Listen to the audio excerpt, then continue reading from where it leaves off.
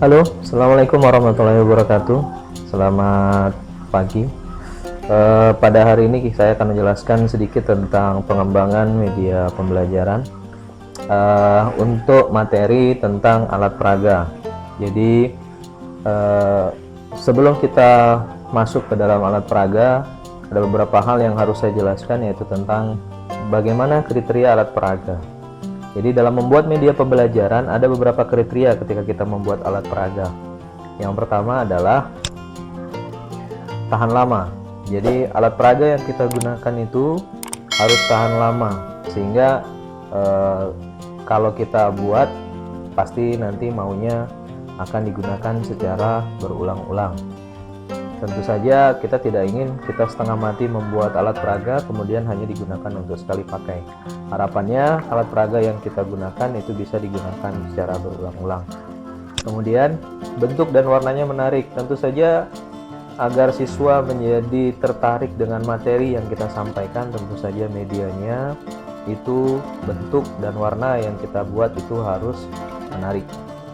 Kemudian selanjutnya alat yang kita gunakan sebagai alat peraga harusnya sebenarnya adalah alat-alat yang sederhana dan mudah dikelola.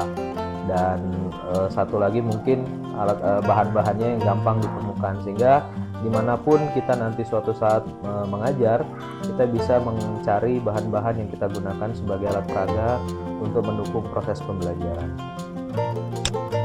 Nah, tentu saja ukuran dalam suatu alat peraga yang kita gunakan dalam pembelajaran atau media yang kita gunakan dalam pembelajaran itu harus sesuai. Kalau misalkan kita gunakan media atau alat peraga itu dengan barang yang sangat besar, ya tidak bisa masuk ke dalam kelas, tentu juga repot. Dari pihak sekolah juga nanti akan repot untuk mengatasi hal tersebut. Kemudian selanjutnya, untuk alat peraga yang nanti akan digunakan diharapkan dapat menyajikan konsep dalam bentuk real, gambar atau diagram. Seperti yang saya sudah terangkan sebelumnya bahwa salah satu media yang dapat digunakan itu misalkan kalau kita mau jelaskan tentang bangun ruang sisi datar maupun bangun ruang sisi lengkung, yang kita bisa tunjukkan sisi atas, sisi bawah, kanan kiri, depan dan belakang. Kemudian selanjutnya tentu saja alat peraga atau media yang kita gunakan nantinya itu harus sesuai dengan konsep matematika. Jangan melenceng dari konsep matematika yang sudah kita pelajari atau indikator atau tujuan pembelajaran yang ingin kita capai. Kemudian harapannya dengan alat tersebut, jangan sampai alat peraga atau media yang nanti yang kita gunakan itu malah semakin mempersulit siswa atau semakin membuat siswa menjadi bingung. Tapi harusnya alat peraga yang kita buat itu harusnya membuat siswa menjadi lebih jelas atau semakin memperjelas konsep matematika sesuai yang tertulis di presentasi ini.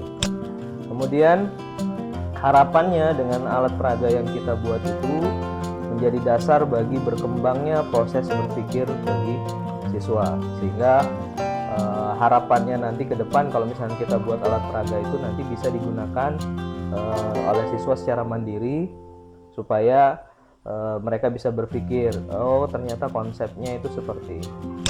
Nah, ini yang tadi diarahkan tadi. Kalau kita bisa membuat alat peraga tersebut, harapannya bisa digunakan secara mandiri oleh siswa. Kemudian harapannya lagi, kalau bisa buat alat peraga itu bisa diperbanyak. Akan repot kalau kita hanya menunjukkan alat peraga itu di depan kelas, kemudian siswa hanya menonton. Itu sama saja siswa melihat dari jauh, kemudian dia nonton, misalnya kita perlihatkan gambar. Tapi kalau kita buat agak banyak, kita sampaikan ke siswa satu persatu sehingga mereka bisa meraba atau merasakan, karena sesuai konsep yang disampaikan oleh Hendrich pada tahun 1994 yang beliau mengatakan bahwa pengalaman dari indera siswa itu lebih banyak berpengaruh sehingga proses mengingat materi yang kita sampaikan lebih lama. Oke, ini ada beberapa kriteria yang saya sebutkan dalam video kali ini untuk alat peraga. Untuk selanjutnya saya tambahkan juga ada beberapa alat peraga yang sudah dibuat oleh mahasiswa sebelumnya, sehingga mungkin konsep yang mereka terapkan bisa kalian jadikan contoh. Silakan disimak baik-baik.